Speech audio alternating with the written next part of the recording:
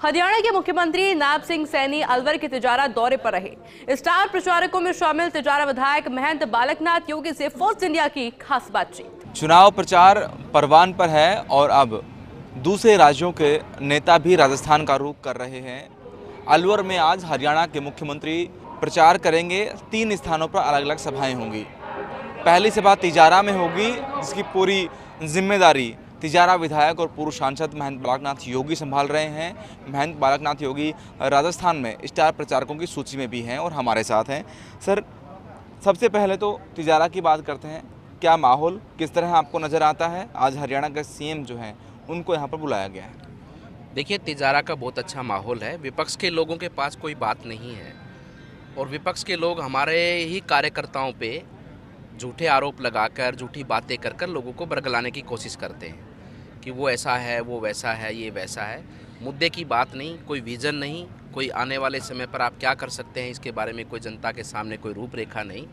और माननीय प्रधानमंत्री जी ने 10 सालों में जो देश के लिए कार्य किया है, देश के लोगों के लिए, गरीबों के लिए, देश के उत्थान के लिए, विकास के लिए, रक्षा सुरक्षा के लिए, हर क्षेत्र में देश ने बहुत बड़ी उन्नति की है।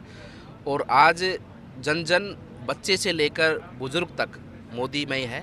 और आप देखना 19 तारीख के मतदान के दिन आपको एक उत्सव माहौल देखने को नज़र आएगा, न केवल तिजारा में, न केवल अलवर में, पूरे राजस्थान में।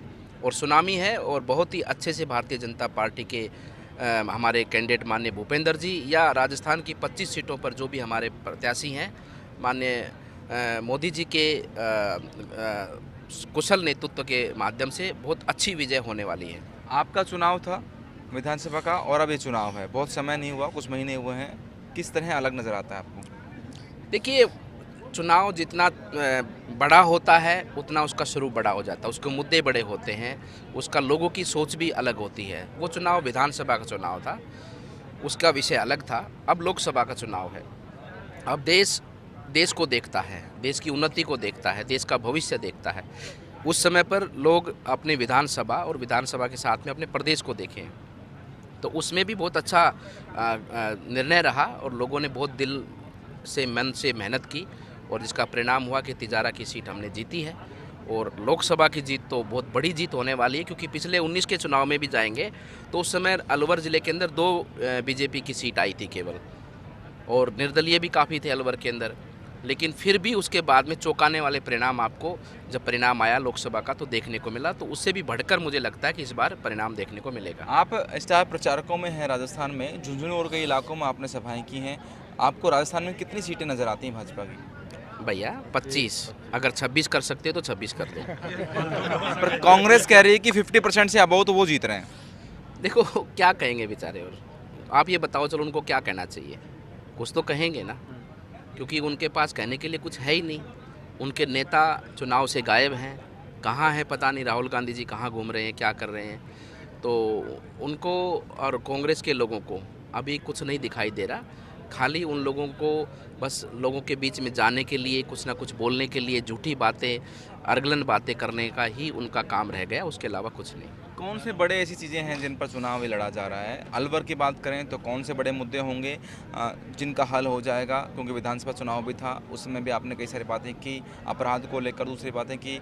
और राजस्थान में कौन से मुद्दे हैं जो अगर भाजपा के सांसद जीत कर जाते हैं तो क्या बदलाव हो जाएगा? देखिए, 19 में भी जो विज़न माननीय प्रधानमंत्री जी ने दिया था, जल जीवन मिशन की बात की थी, ये सब विषयों पर राजस्थान में काम हुआ, लेकिन कांग्रेस सरकार होने के कारण काम धरातल तक नहीं पहुंचा।